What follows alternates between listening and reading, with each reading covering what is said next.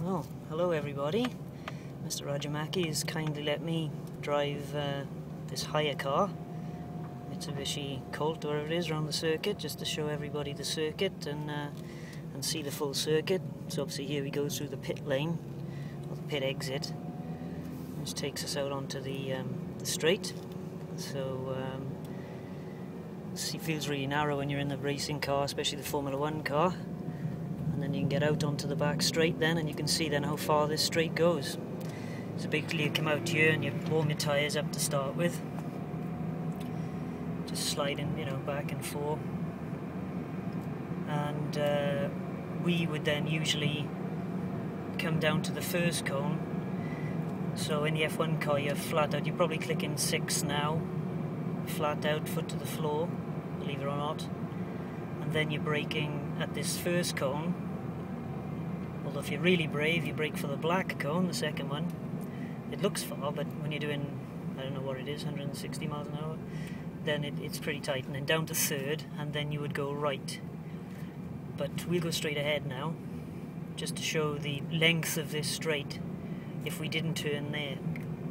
So basically you're hammering down this straight. As I say, in the F1 car you'd be in 6th gear flat out by the time you reach those cones. Now can you imagine continuing on further down the rest of this straight, which is very much like a runway.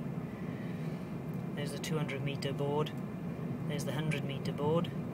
So I mean in the F1 car you probably need 7 gears. You'd probably be doing maybe 220 miles an hour, I would guess. By the time you got here you'd probably be braking at the 100 metre, maybe even where the rumble strip is there. As you can see, the runoff is not big at all. You can see there's a marshal's post and a tyre wall, and this corner is really tight. It's practically 90 degrees. So that's one of the reasons why they're running the F1 cars on the shorter circuit. So then coming up to what used to be the last corner of the Grand Prix track, I used to follow the bikes, of course. The bike Grand Prix is where Ron Haslam famously high-sided, where Kenny Roberts and Freddie Spencer had a bit of coming together in 1983 during their championship battle, which Freddie won. And then on to the start-finish straight, very different to what it used to be. It's pretty sparse now. A lot of the buildings have gone.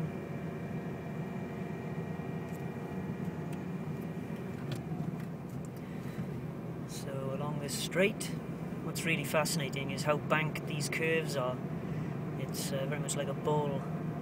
I mean, this circuit must have been amazingly fast in its heyday. I mean, really quick, because it's just, you're into a banking here, which is a bit like Daytona. So you'd turn in a bit late. Don't follow the old rule where they say follow the tyre marks, because if you watch the tyre marks, they go off the track. So following tyre marks is not really a good indication as to where you should be on the track. In fact, it's the cleaner and greyer area where you should stay. You get a little bit of tyre on the exit where people wheel spin. They do a lot of bike track days here, so you can see a lot of bike tyre marks. Into the next left-hander. I think I've got a photo of Carl Fogarty on the Pier Francesco Killy bike in 1990, maybe, the Elf bike 500 NSR. I think it was this corner, but look how banked the corner is. Imagine the grip and the G-force coming through there, especially when you're really on it. And it opens up nicely. What a beautiful corner.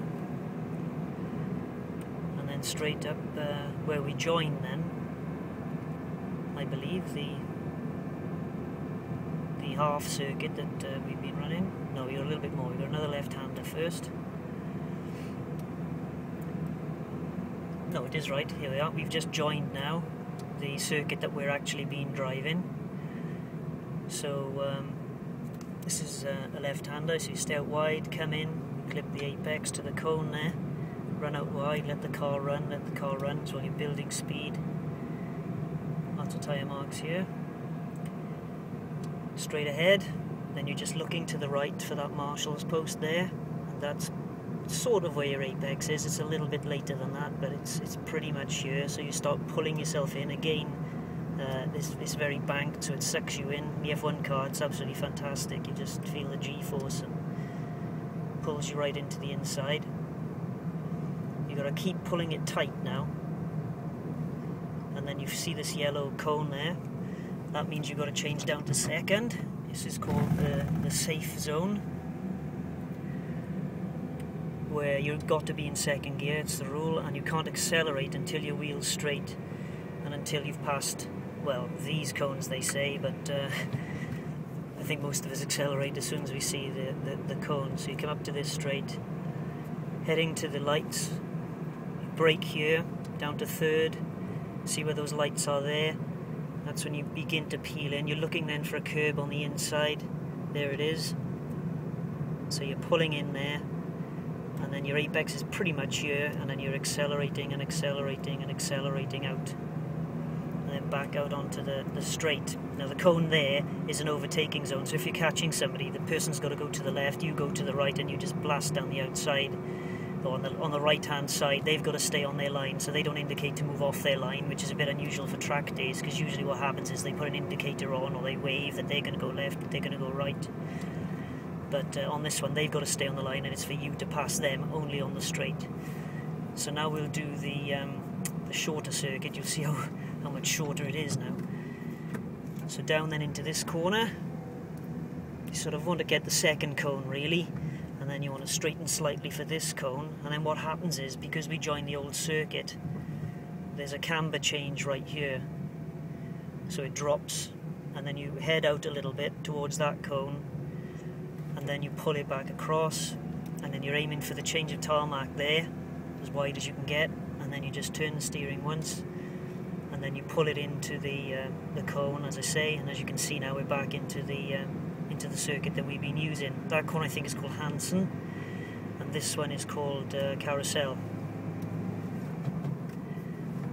I'm driving here about, what am I doing, 30 miles an hour, and it doesn't look very fast on the cameras and so on, but the race cars, you are absolutely, you're really on it through here.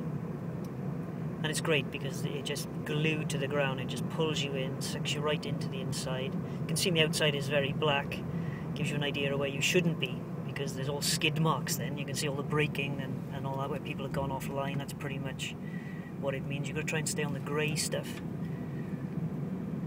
So again, back out onto the sort of start-finish line, I suppose you'd call it. It's where our laps start and end, and then we cross the line now.